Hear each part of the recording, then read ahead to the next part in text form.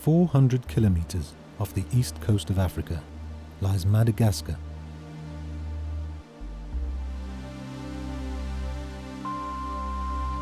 With its unique, highly distinctive wildlife.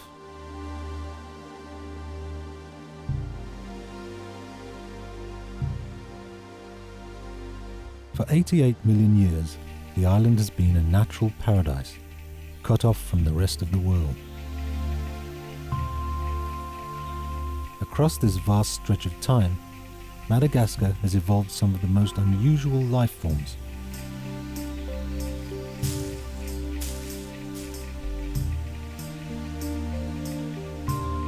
And it's home to one of the world's most refined creatures.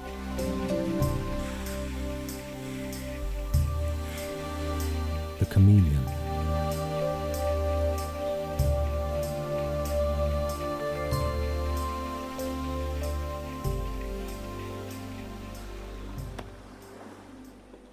I'm standing beside one of Madagascar's innumerable rivers, waiting for the ferry. I once made a film about European chameleons. Now I want to study some of the colourful tropical species that live on the island.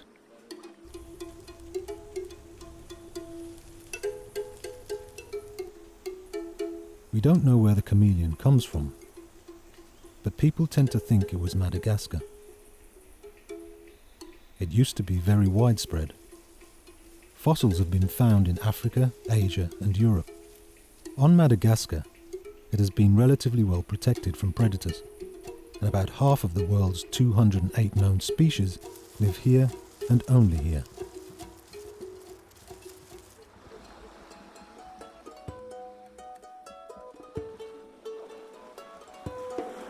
The ferry will get here when it gets here. And if I hadn't had my film gear along, I could have grabbed a seat in the canoe.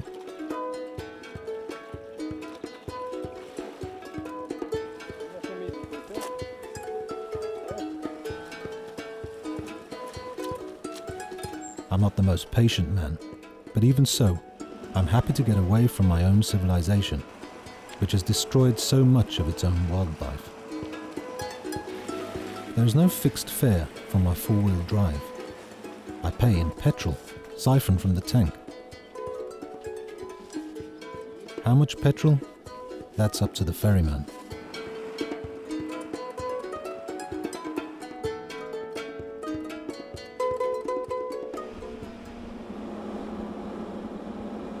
I start my trip by heading from the south of the island.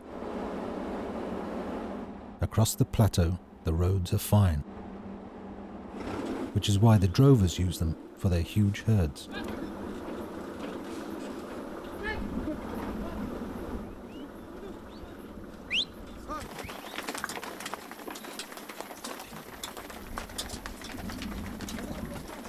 In the background, we see the Angringitra Mountains, part of the eastern range dividing Madagascar from north to south.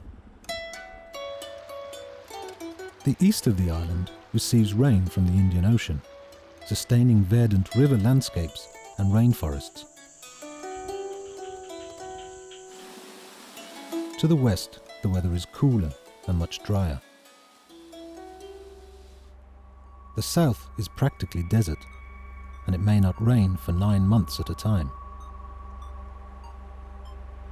The only plants to survive are cactus-like. This is where my search for one particular chameleon begins.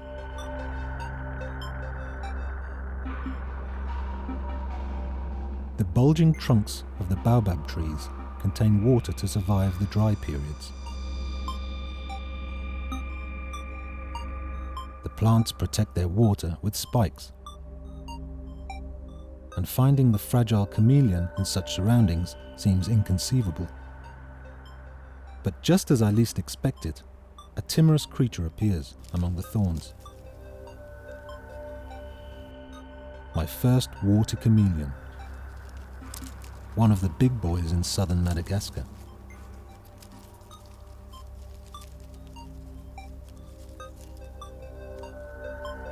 This species has adapted to the desert and can manage on very little water.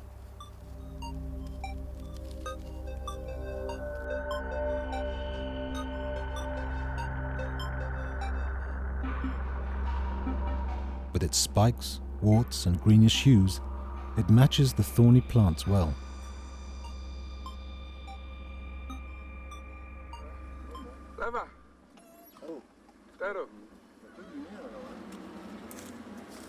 I continue along narrow grit roads, deep into the primordial forests of the eastern mountains. It's like going back in time.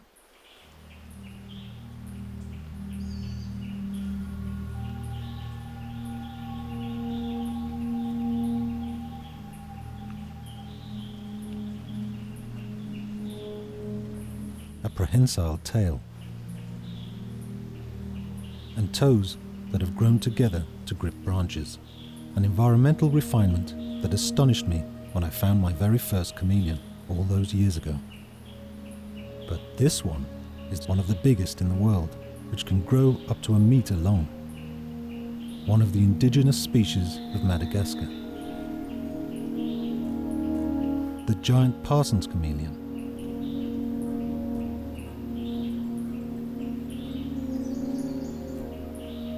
It's fantastic to spot this monster chameleon, and even though it appeared after the dinosaurs 50 million years ago, and has evolved since, it still has an aura of primeval mystique.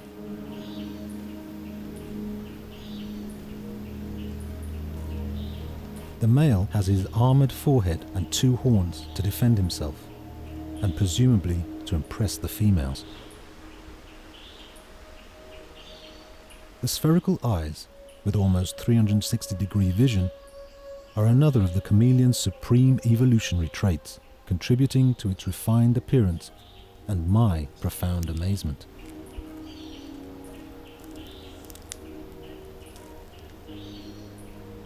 His style is sedate, a style he shares with all chameleons, who, with all their skills, seldom have any cause for haste.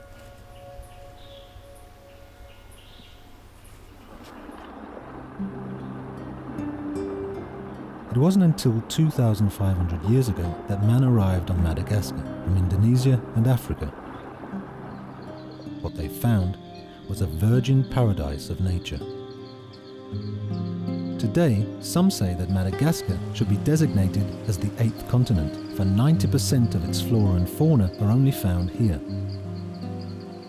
But the original paradise has practically disappeared. Population growth is among the highest in the world.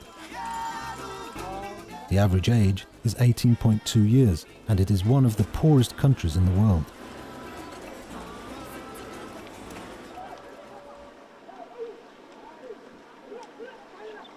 Most people are farmers, and the high birth rate means a constant need for new farmland.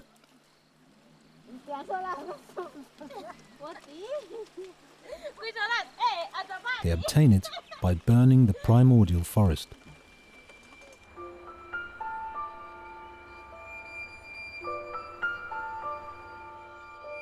This satellite image shows the extent of the fires on a single day.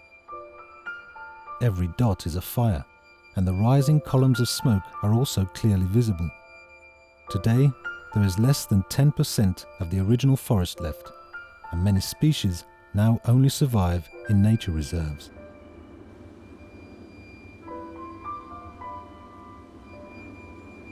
Rice farming and the large herds of cattle are more reasons for the loss of primordial forest. This plain was forest 400 years ago. On the savannah-like tableland, I find another of the big, resilient chameleons, the Malagasy giant chameleon, out hunting in the afternoon. This chap is an old male with his hunting grounds on a cultivated terrace on the plateau, with its abundance of insects, particularly the delicious locust. A prehensile tail, grasping feet, fantastic eyes, and this impressive hunting tool to boot. A relentlessly precise weapon adapted for insects.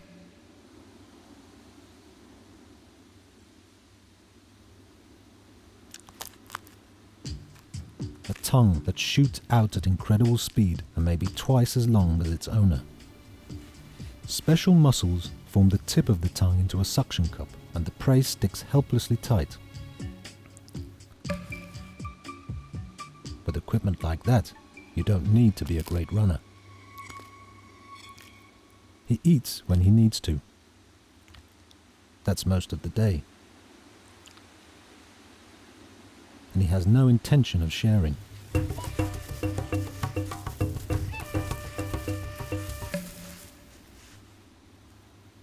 He doesn't bite his rival to harm him, but to show that this is his territory.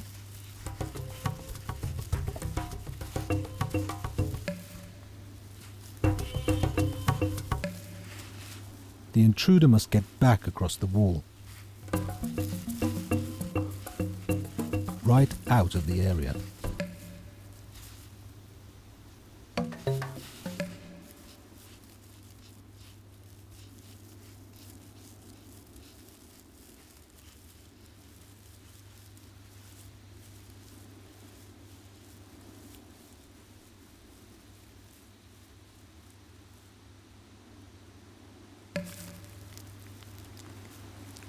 There are lots of locusts, but that's not the only reason the intruder returns.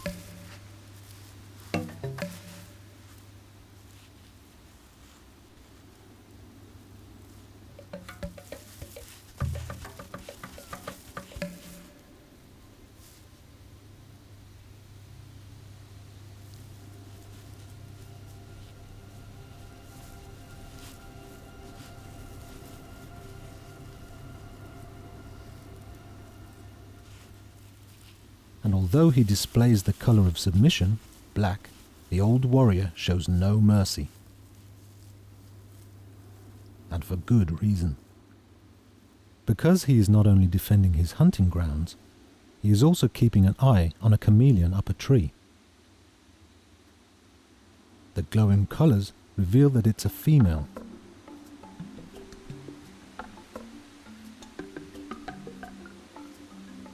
And the old chameleon waits patiently.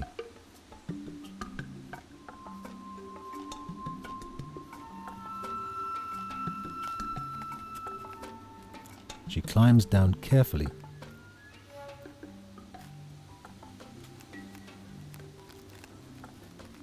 But there's no need for her to be afraid.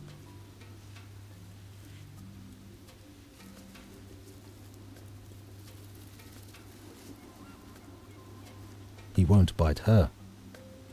She is welcome to all the locusts she wants, so she can create lots of eggs.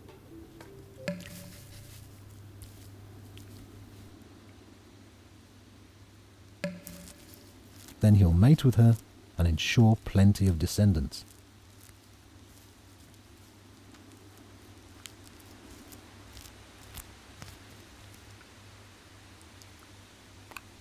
Once she has eaten her fill, she climbs back into the tree.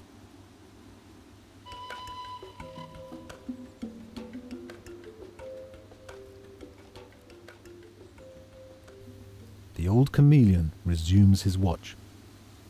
His rival still hasn't given up. And with an adrenaline rush like that, he can puff himself up and even break into a trot.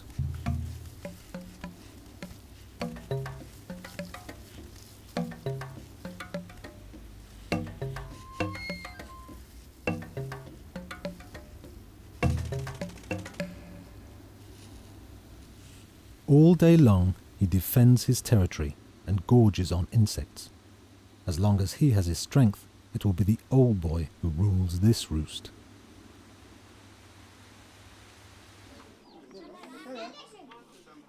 On the edge of a nearby settlement, there are lots more Malagasy giants.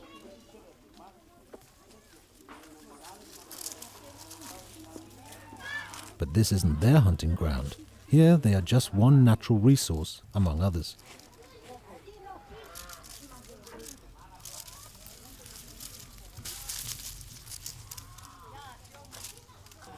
The children get paid for collecting chameleons. They have developed their own hunting technique, persuading the chameleon to let go of the branch and clutch the stick instead.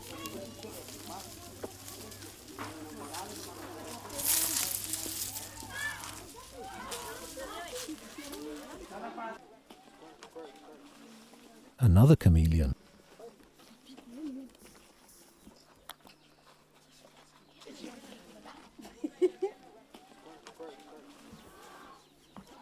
I can't believe.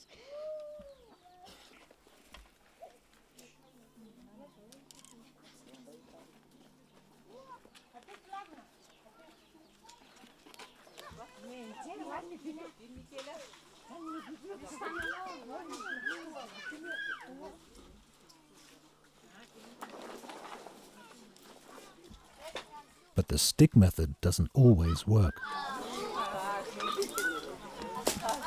The chameleon uses his ultimate emergency exit. He drops to the ground. Usually, it will survive.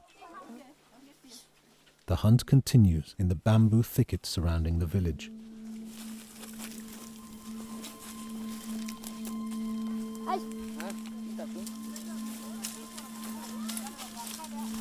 The slow creatures are easy to catch, and their stress hues are no use, as the hunters don't understand that the chameleon is trying to tell them something. Or maybe the children just don't care. As a kid, I would probably have taken part enthusiastically if I'd been brought up here. But now I find their zeal hard to swallow.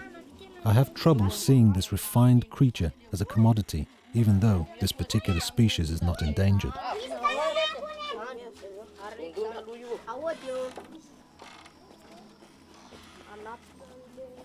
After the hunt, the kids head for the local dealer.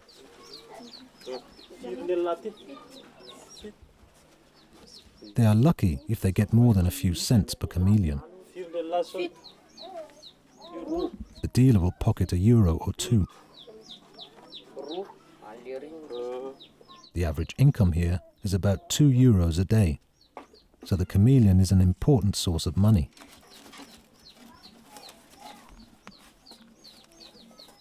Officially, Madagascar exports 8,000 or 9,000 chameleons a year of the least endangered species. The unofficial figure is 50,000 a year. As many chameleons are caught as the market can absorb.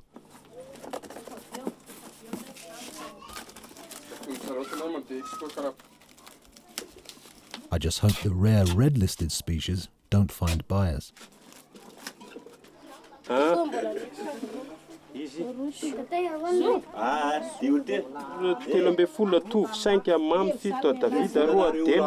The kids are paid meticulously for their catches.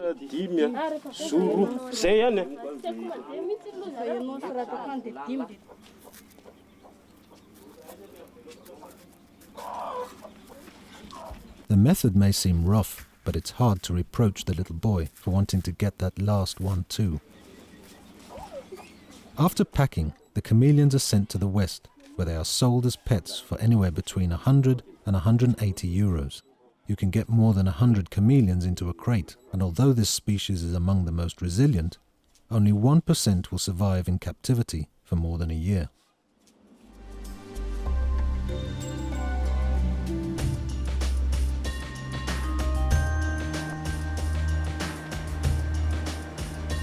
I continue towards the eastern mountains. After a long, bumpy drive, I'm in luck. I find a chameleon species not discovered until 2006. The blue-legged chameleon. I don't know of any other footage of this chameleon, and here I am with 3 specimens in a single tree. In addition to the characteristic earlobes, the male also has a prominent nose. He nods, and at the same time, he begins to change color. This is chameleon flirting. A female is on her way up the branch.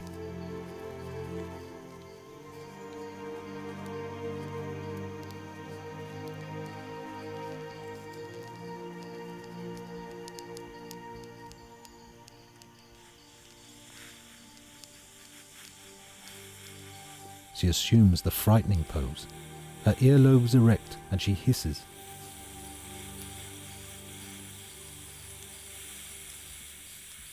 she is sexually mature, but although he nods and his skin has become more golden, she is not at all impressed.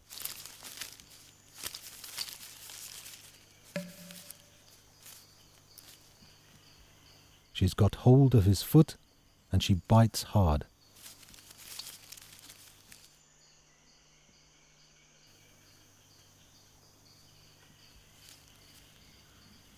Her rejection is so resolute that his golden hue gives way to the stress pattern.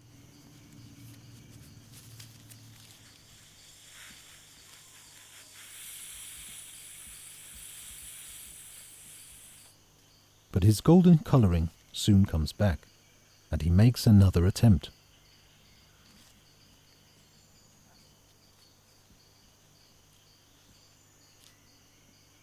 There are now golden patches on her earlobes, glowing against her black attire, and the sight of this drains him of the last of his courage.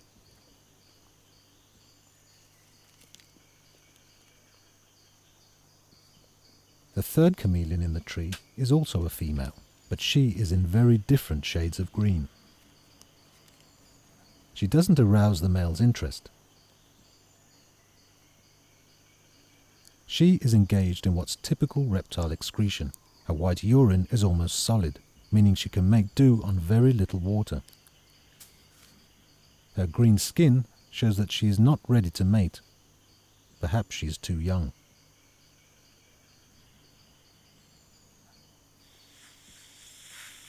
She tries to get down from the branch, but the black-clad female blocks her path. Apart from mating, chameleons cannot stand having other chameleons nearby, not even young ones.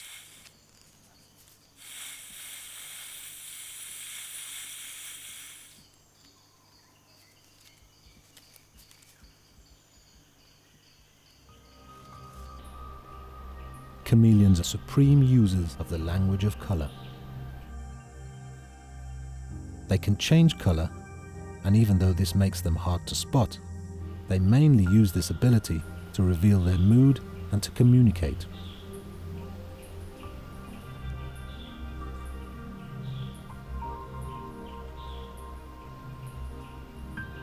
This is one of my favourites when it comes to colour.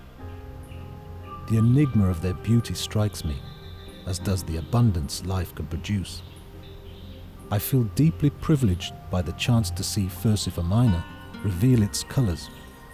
This is a female, and she is telling me that her eggs have been fertilized. The skin of a chameleon contains 3 layers of cells of different colours. By adjusting the transparency of each layer, the chameleon can mix different colours and patterns. The males are also finely clad and sport their horns.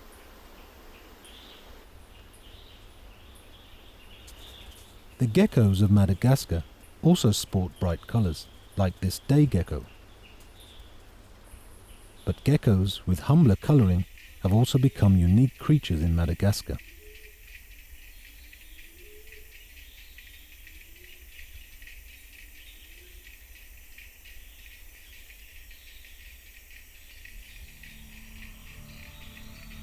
The gecko camouflage virtuoso is Henkel's leaf-tailed gecko.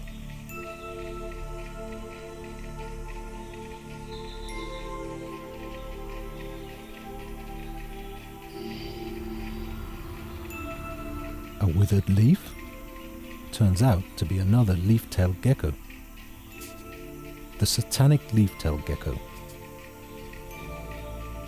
Its disguise is fantastic indeed. Its feet stick to any available surface and make the gecko perfect for life in the trees. This is yet another species only found on Madagascar.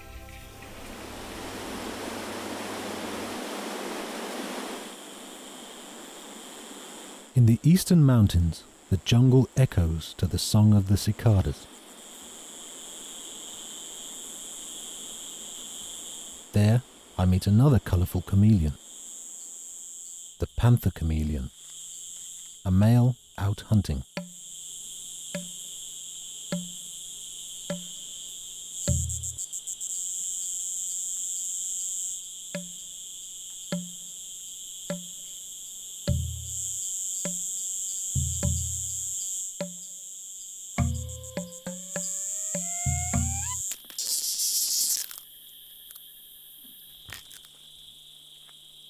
panther chameleon crushes the cicada and swallows its wings and legs.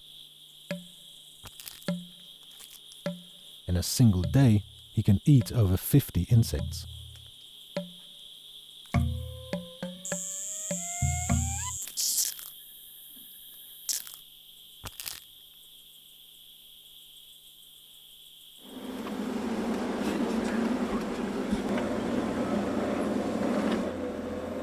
On my journey through the night, down the endless potholed roads, I suddenly come upon a rarely observed nocturnal creature.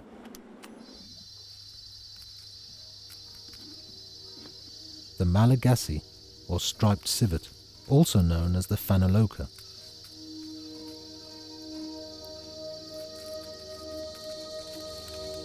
It may be the second largest predator on Madagascar, but it is still partial to insects.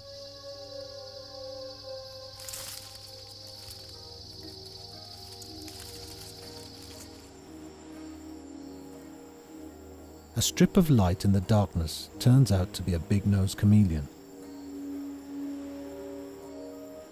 At night, chameleons lose their colors, but the light from my torch has woken it and also wakens its colors.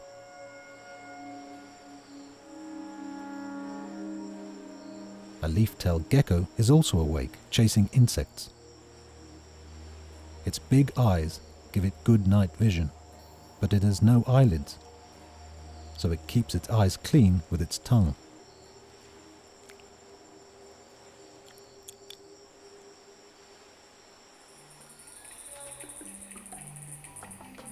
The next day, I find another panther chameleon.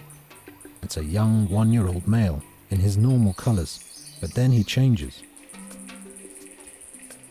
The red patterns turn dark green, and the white ones grow even whiter. This shows he is aroused and ready to mate. He has spotted a sexually mature female on a liana higher up.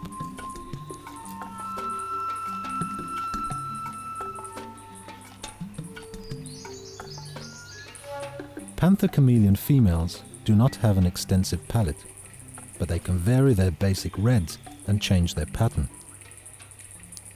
Her pattern is obvious and signals that she is not quite in the mood to mate.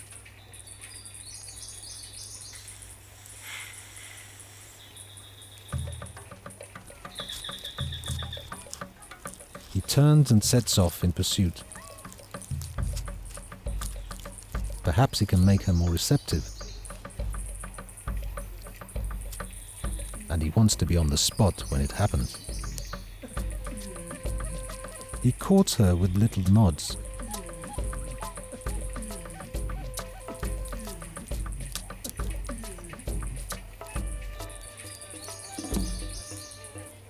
He nods more intensely, reveals more black spots, and tries to grab her by the tail. Nobody has ever taught him, but he knows how to propose.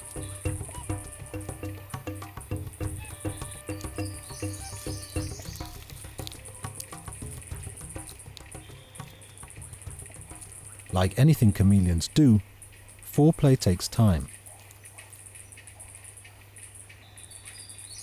Days may pass before she is ready. But in this case, after just a few minutes, her patterns fade, a sign that his approaches have worked.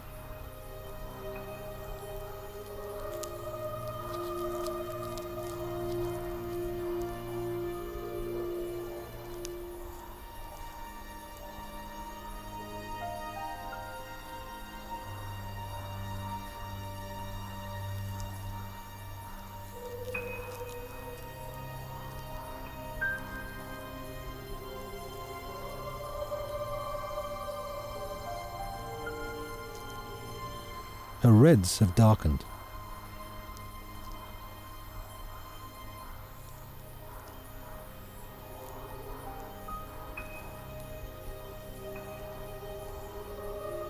The young male has worked his magic. Over the next few days, they may mate many times.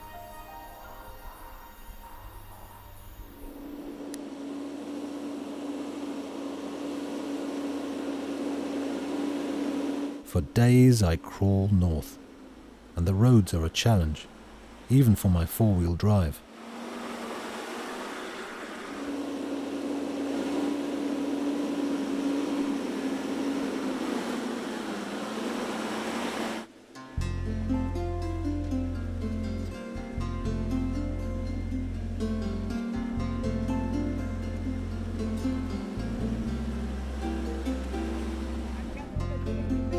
The river is a welcome change.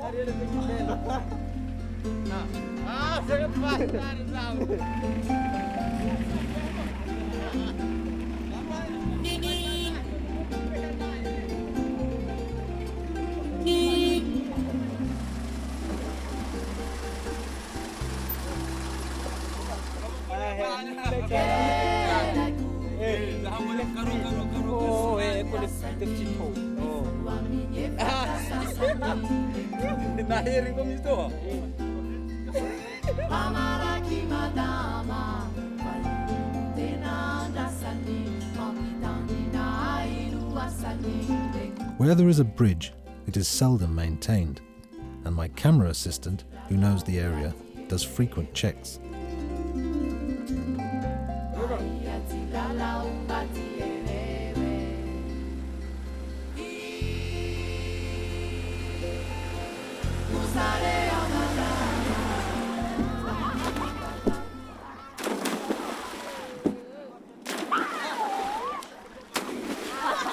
Again, I find myself waiting for a ferry beside one of the 26 rivers we have to cross. I have a chance to experience local ways. I feel I have lost something, and I do not pine for home.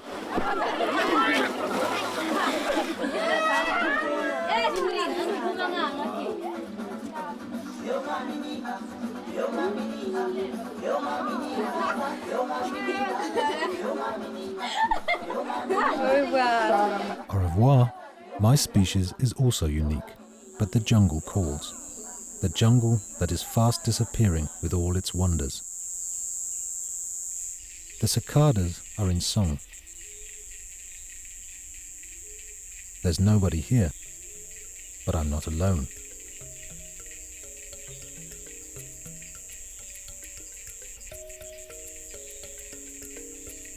High in the trees, amid the dense foliage, a lemur sits. And when I stand quite still, suddenly I'm surrounded by them.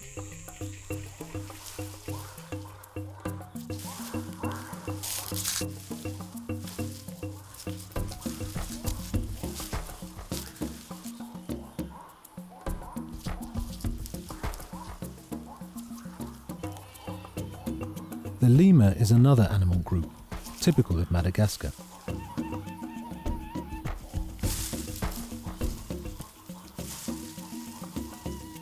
There are some 100 species on the island.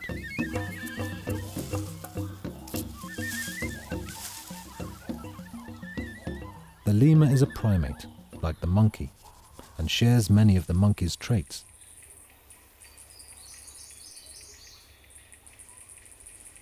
Lemurs are good climbers, and even with 2 babies on their back, they jump effortlessly from tree to tree.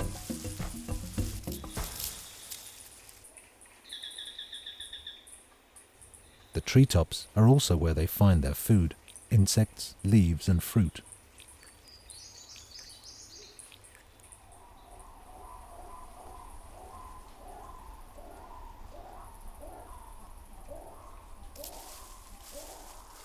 Most lemurs are social animals and live in groups. Like monkeys, grooming is an important element in building up social relations.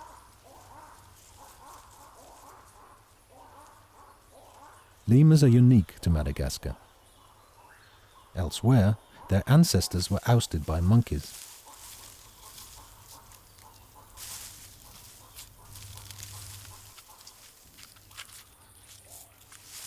Now it's the monkey's relative, our own species, us, who are endangering the lemurs by hunting and deforestation. Like the chameleons, lemurs are part of the lost paradise.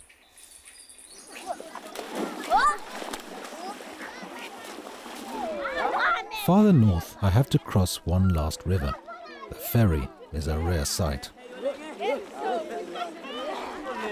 I decide to provide the film equipment with an old-fashioned safe crossing.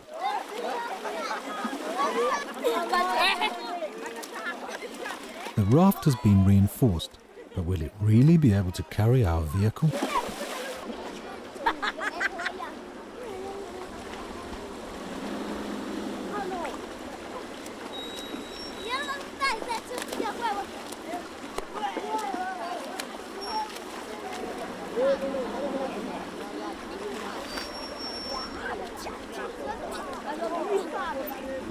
No, it can't. But the idea is fine. The raft bridges the deepest part of the river, and the four-wheel drive can drive the rest of the way.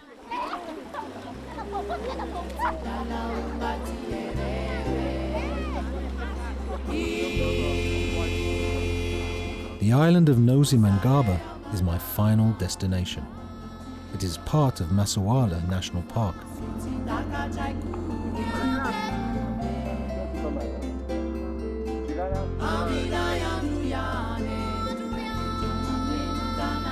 From the boat, I see great columns of smoke from forest fires filling the horizon above the main island.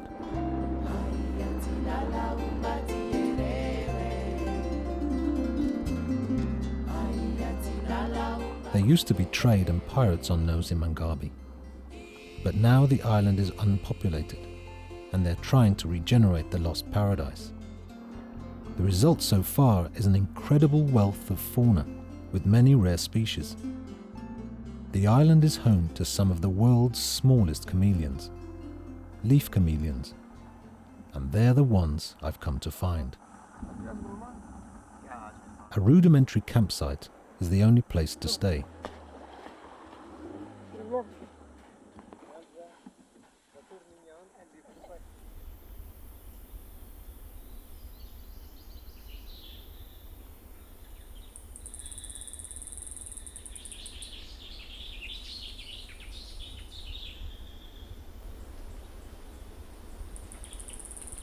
I'm only a little way into the island's vegetation when I meet an endangered species, a Madagascar ground boa, hunting in the trees.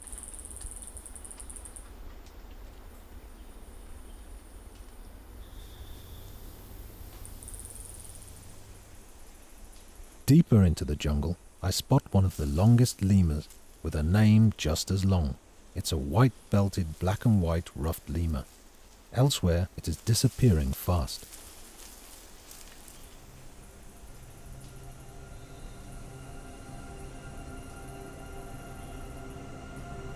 Far beneath the dense leafy canopy, among the roots and lianas on the forest floor, something is moving.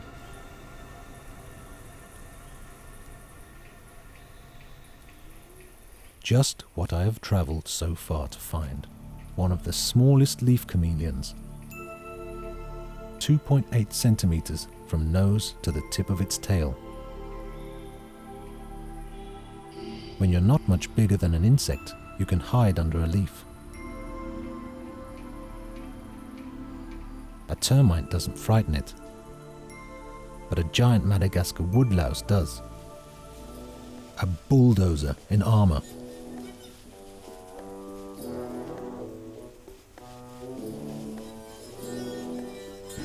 The leaf chameleon plays dead, hoping to merge with its surroundings.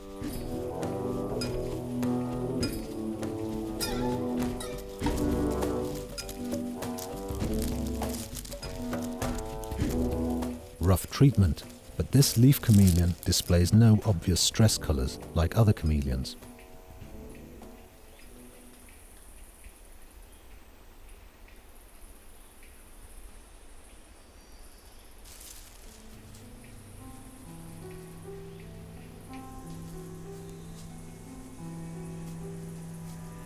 The species lives on the ground and is a poor foliage climber, so its colors don't fit there. This female is in her element though. Her colors merge perfectly with the forest floor. but she's a different species with tiny horns on her brow. There ought to be just one species of leaf chameleon on the island. Perhaps this is a newly discovered subspecies.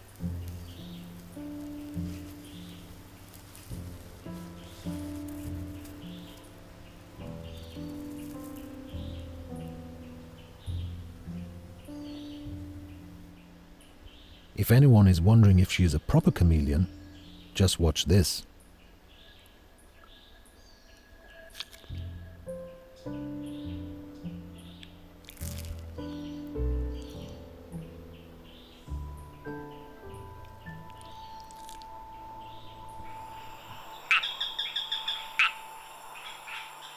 The tropical night is alive. Animals that hide by day have come out, and the mating calls of some of Madagascar's 300 frog species fill the jungle.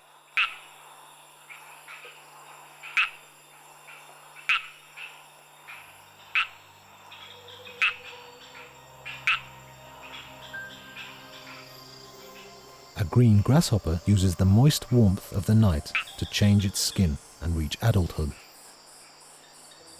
Some of Madagascar's spiders spin the biggest and strongest cobwebs in the world. This is a nocturnal poultice orb-weaver spider, which leaves a finely meshed web. But the web is strong enough to catch a green grasshopper, which is soon cocooned in strong silk.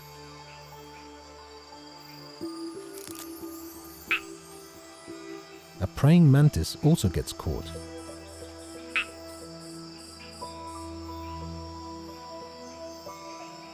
But this time the spider hesitates. It doesn't want to tangle with those sharp claws. The praying mantis busily bites through the strong web with its mandibles and releases its legs.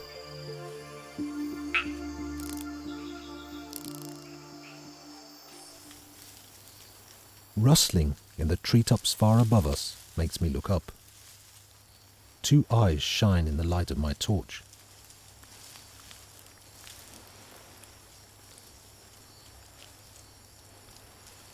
They belong to an aye-aye,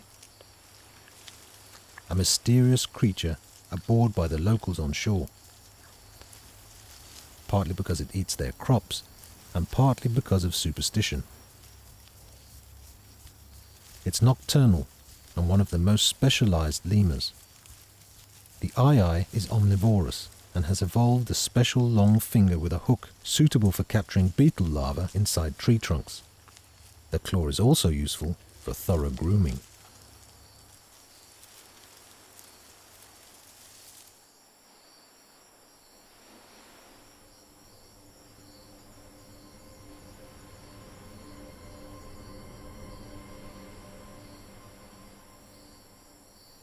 After its encounter with the millipede, the leaf chameleon has left its hideaway beneath the leaves and is asleep in a straw. On the forest floor, the boa is hunting.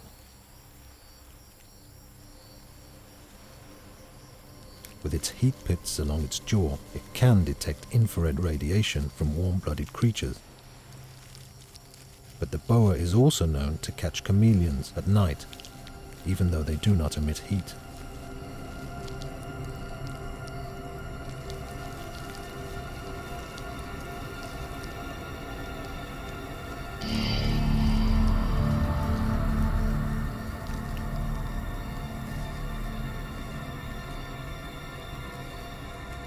The leaf chameleon can thank its diminutive size for not attracting the boa.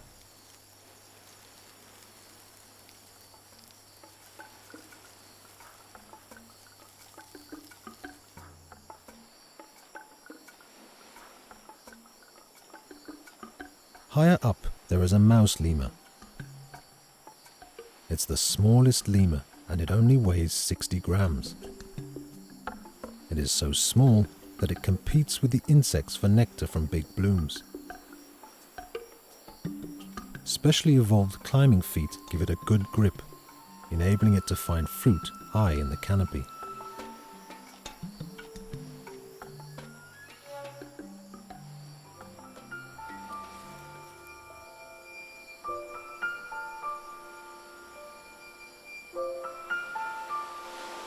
From the protected jungle of Nosy Mangaba, I can see the main island, where the flames of the forest fires light up the skies, and where everything I have just seen is going up in smoke.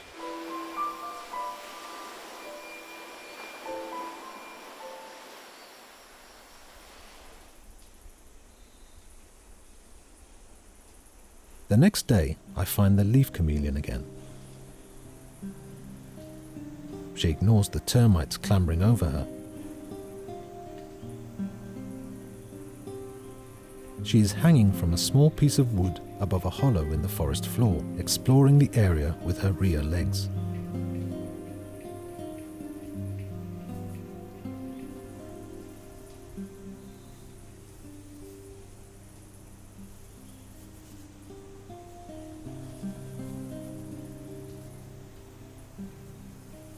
She has found a good spot to lay her eggs.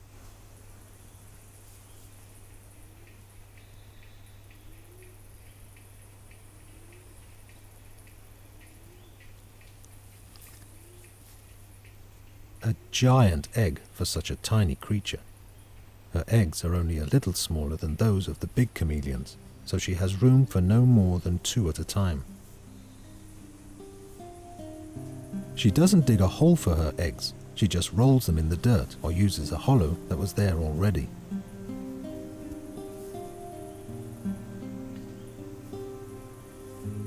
Once she has tipped the egg into the hollow, she begins to cover it up.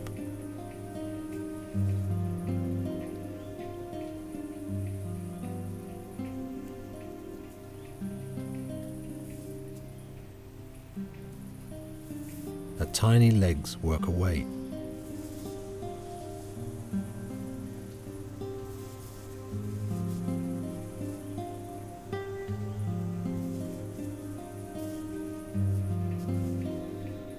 At last, the egg is covered.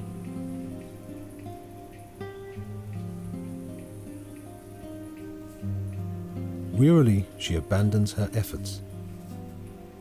For other chameleons, hatching time is up to a year. The leaf chameleons is quicker. In just over 2 months, a new generation of leaf chameleons will hatch.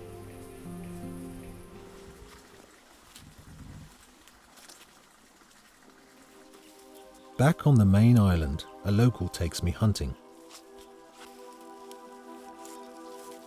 He knows all about the animals' habitats, and when there are buyers for the animals, he is given the specialized jobs.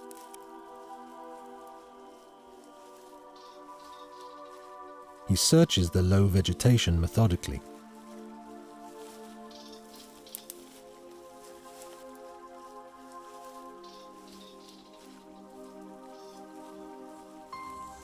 Today, his commission is to catch a very rare leaf chameleon.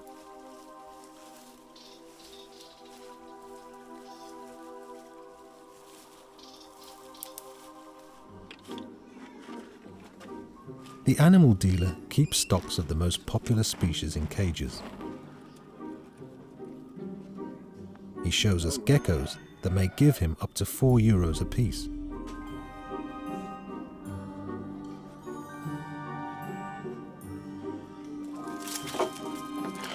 Most of the other creatures he sells for between €1 and €2.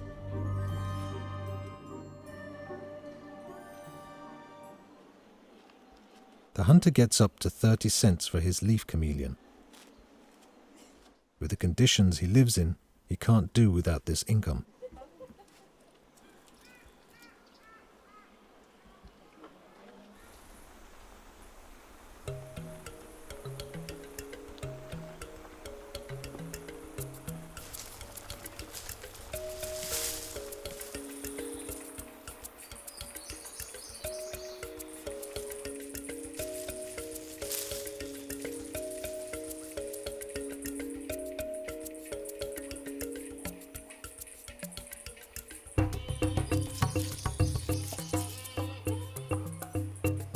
With images of these terrestrial ring-tailed lemurs and my head full of sights I cannot see anywhere else in the world, I finish my journey for now. I'm going back to my impoverished world where we are fighting to get just a tiny bit of our spoilt countryside back. Madagascar is biodiversity's hotspot number one. It's where the greatest struggle is taking place to preserve the species.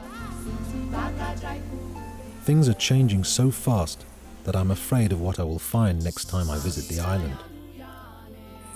I hope that this deprived country, with its massive population growth, will manage to protect its greatest wealth, not only the fantastic chameleons, but all the unique species on the island.